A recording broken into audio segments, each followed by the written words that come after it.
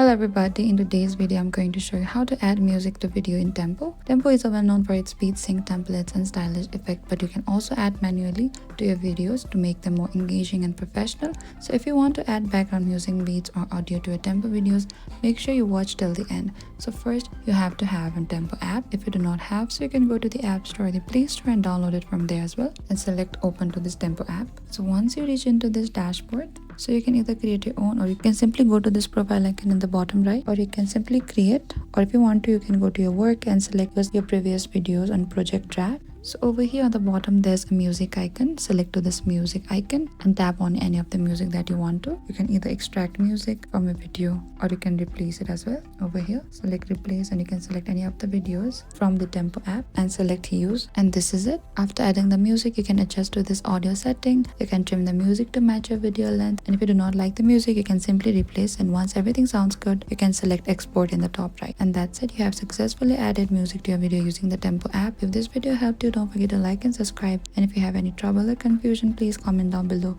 and we will reach out to you very soon.